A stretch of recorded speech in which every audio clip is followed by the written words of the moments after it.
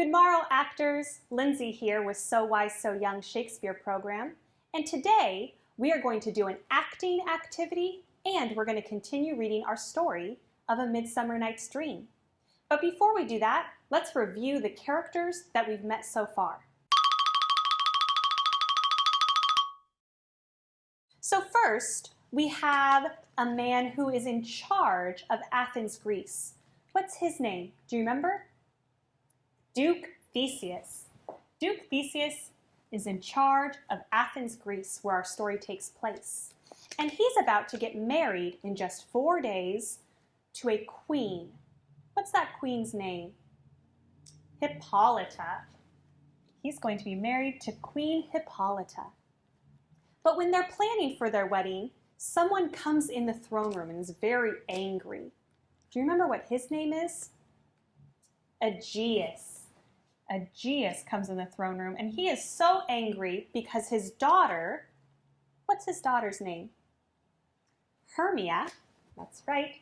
Hermia won't marry the man that he chose for her.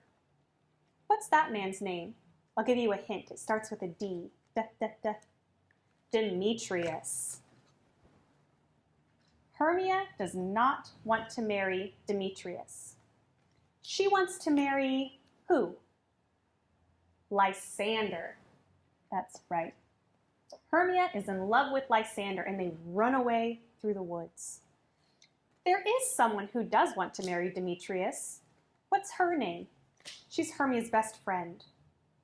Helena. That's right. Helena wants to marry Demetrius.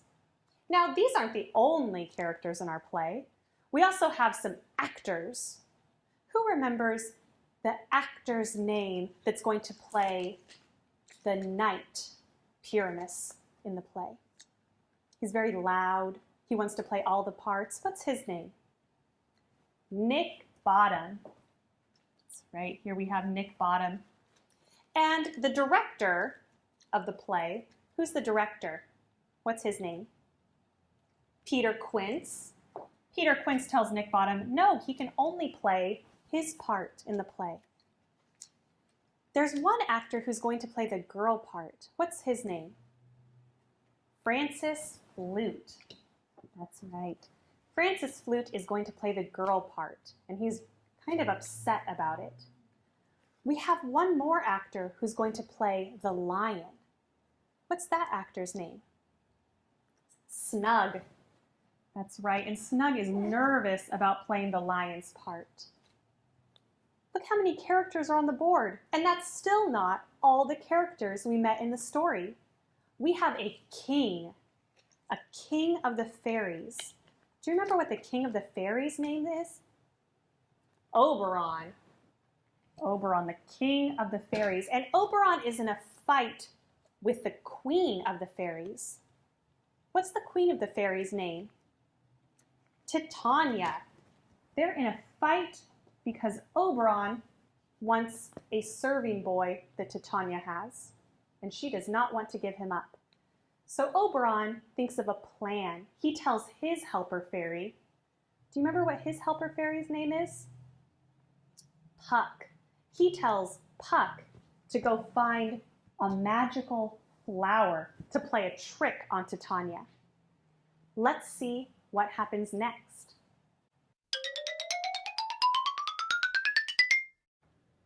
Hello everyone, this is Miss Elissa. I am here again to read some of our story to you. Very excited to dive in. Here we go.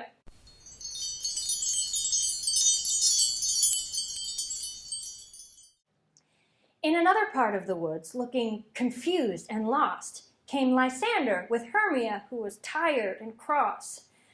Fair love, you faint, Lysander said, with wandering in the wood. We'll rest us, Hermia, if you think it good. Be it so, Lysander, Hermia yawned. Find you out of bed, for I upon this bank will rest my head. Hermia laid beside one tree, Lysander by the other, using leaves for pillows and the night sky for covers. Around the forest, quick as a wink, flew little Puck, looking for the quarreling couple, but having zero luck. when suddenly he spotted a duo sleeping on the ground. Night and silence! Who is here? Look what I found! Puck crept between the snoozing, snoring pair. This must be the man, for weeds of Athens he does wear. Puck gently held the flower above Lysander's sleeping face, making sure the love juice dropped in its proper place. The eyes, right? Yeah. Upon thy eyes I throw the charm of this purple flower. You'll fall in love with the next thing you spy under its magical power. Then away Puck flew into the night. His task was complete. Was it? Soon after he left, there came noise of several thudding feet. Demetrius bounded through the glen. Helena chased behind. But when she paused to catch her breath, Lysander she did find. She knelt down beside him. Lysander, good sir, awake!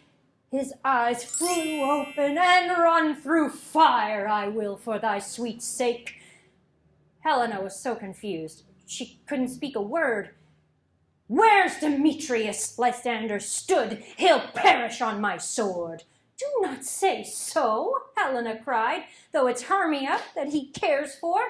But Hermia loves only you, so spare Demetrius, I implore. I care nothing for Hermia, he spat. It's Helena I love. He smiled bright. Who will not change a raven, caw, for a dove? Lysander bowed to Helena and kissed her on the hand. Oh, I see what's going on, she gasped, and I am not a fan. You tease me, you mock me. Why do I deserve this scorn? She turned on her heels and ran off into the woods, frustrated and forlorn. Okay. So Lysander woke up. Who did he see first? Well, if it was Hermia, it would have been fine, right? But no, he saw Helena. So now Lysander is in love with Helena. Does Helena believe him that he's in love with her? No, she thinks he's teasing her. She thinks he's mocking her. He's making fun of her. She doesn't seem to be very excited about it. But where is Hermia all this time? So Lysander was over here. Hermia was over here. Helena came in. Lysander saw her and they awoke. Helena ran off. Hermia's still asleep, right? Lysander raced to catch Helena. I love only you. This is no joke. Moments later, the leaves stirred and Hermia awoke. Help me, Lysander, help me, Hermia did scream. In the cold night air she shivered. I've had a horrible dream. She looked to where Lysander lay, but no Lysander found. Lysander, where are you? If you can hear me, make a sound. She listened for a noise, but only crickets filled the air. So off she trudged to find out why he left her there. Okay, everyone, we're going to pause for 1 second. Close your eyes, and I want you to think about if you were left alone, you went into the forest, you didn't take any money, you didn't take any clothes, you don't even really have food or supplies with you, and this is a forest. There are no houses for miles. There are animals. It is nighttime. It is dark. You don't even have a flashlight because flashlights weren't invented yet. You are in the dark in the middle of the forest, and you wake up, and the one person who's with you, the person you love, the person you think you're going to spend the rest of your life with, is gone. Closing your eyes, think about all of the feelings that you might have in that situation. I'm thinking about sadness. I'm thinking about fear. I'm thinking about anger. Why would he leave? I'm thinking about frustration and anxiety. So many feelings that Hermia is having right now as she is left alone in the woods. It's really important as actors that we take the time to think about what our characters are feeling so that we can show the audience. It's a big part of telling the story, right? Is having those feelings in us and knowing what our character is thinking and feeling at any time. You guys are going to be great actors. Okay. Right. So off Hermia trudged to find out why Lysander left her there. The actors gathered in the woods, and when they were all set, Nick Bottom called out, "Are we all met?" "Pat, pat," said Peter Quince. "Here's a marvelous space. This green plot shall be our rehearsal space."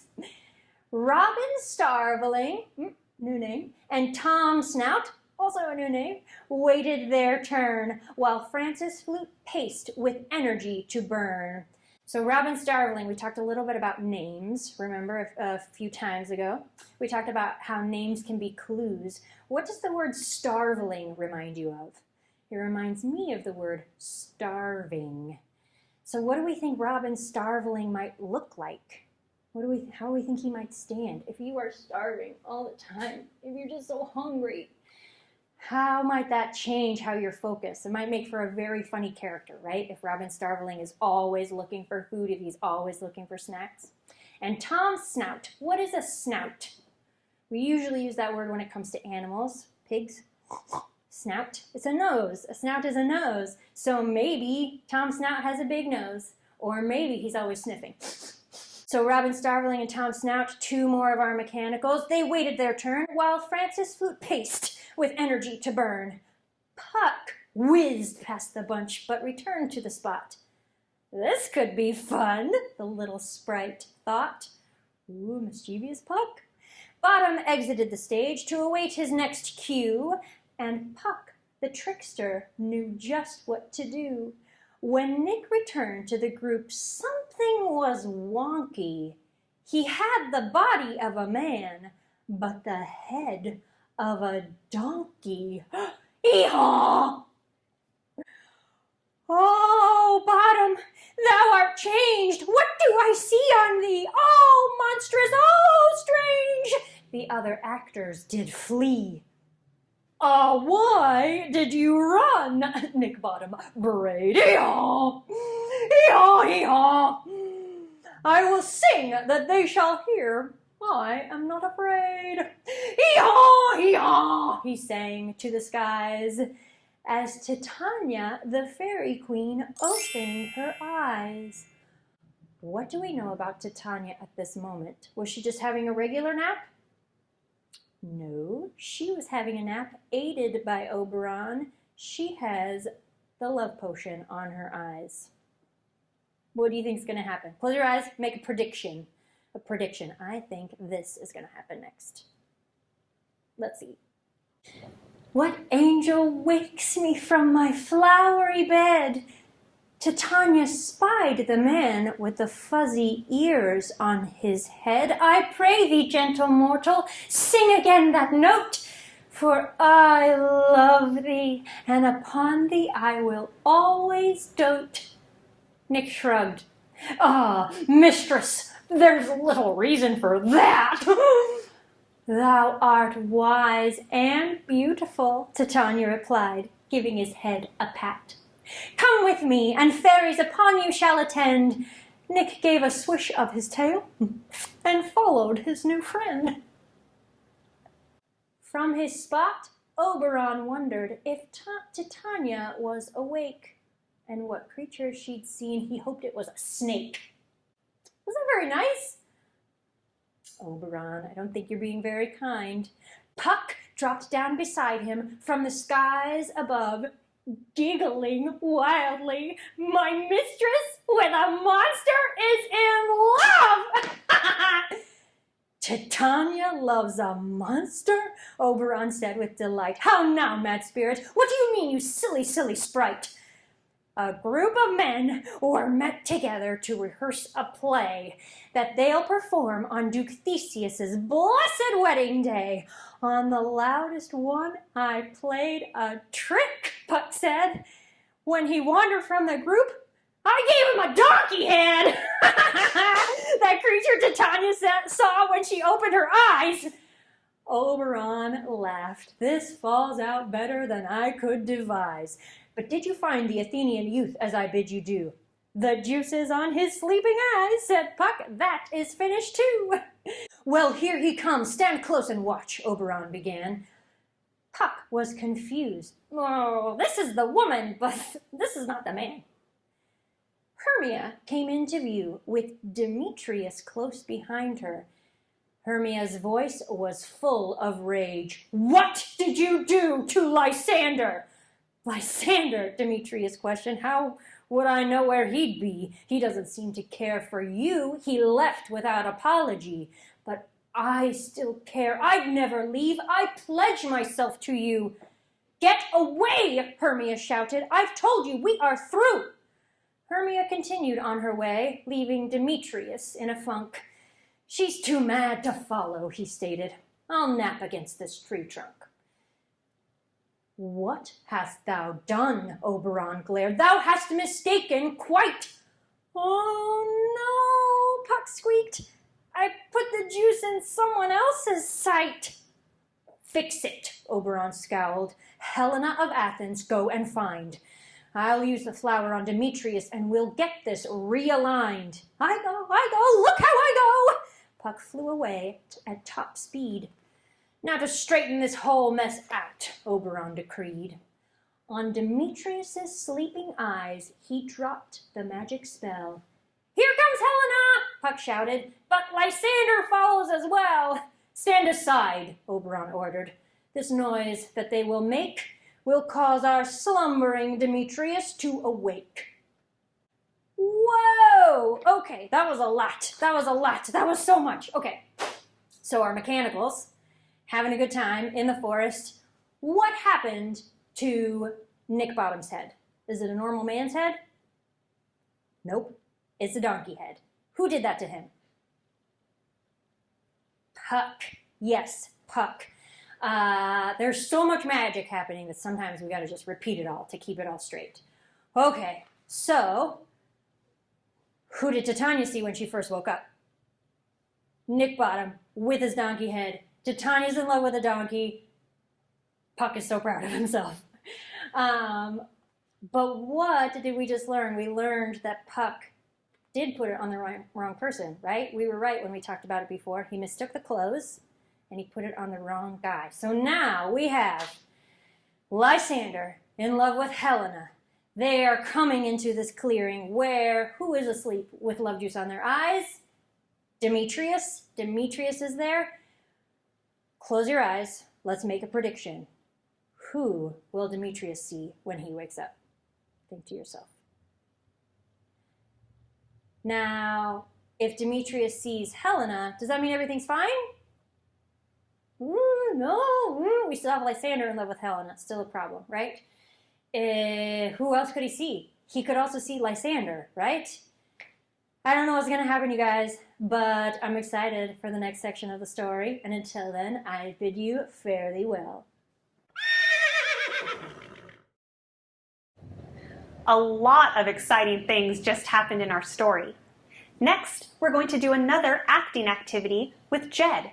Remember, in this activity, you're going to be using your body and your face to act out some of these characters from A Midsummer Night's Dream.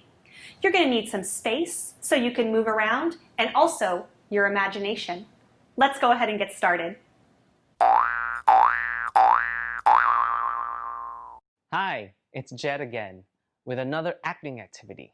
So let's go ahead and stand up and find ourselves in actors neutral. So, just to remind you, feet is underneath our hips, our knees are soft, meaning they're a little bit bent, our arms are by our sides, and our hands and our arms are soft. Great. Now remember that character box? It's coming back. So let's go ahead and pick it back up. Do you remember what your character's box looks like? If not, that's okay. Use your imagination. What does it look like? How heavy is it? What's it made out of? Great. Now let's go ahead and put it back down. Great. Let's go ahead and pull out our first item from the character box. Whoa. It's a crown. I think this one belongs to a fairy. Maybe Oberon? Maybe Titania. Let's use our imagination and think about what this might look like. What's it made out of? Is it made out of leaves? Maybe twigs? Or maybe bugs' wings? I think mine's made out of bugs' wings. Let's go ahead and put it on our head. Now, how might Oberon or Titania feel about wearing this crown? Let's strike a pose in 3 seconds.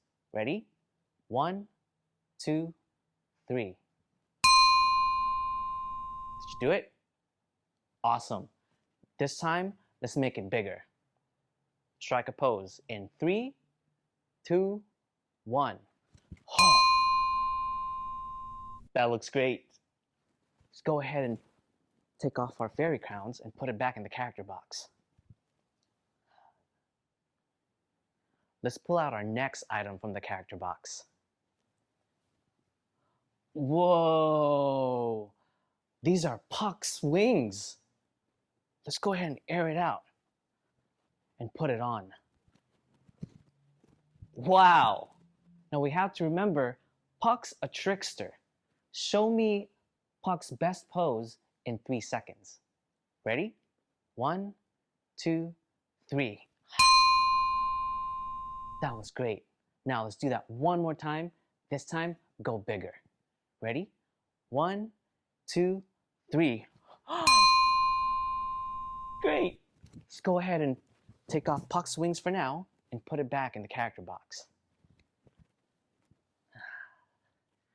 Let's pull out our last item from the box for today. Whoa, these are donkey ears. Now let's think, who might need donkey ears? I know, these are Nick Bottom's donkey ears. Let's go ahead and put it on. Cool. Now, in 3 seconds, show me your best Nick Bottom pose with these ears. Ready? 1, 2, 3.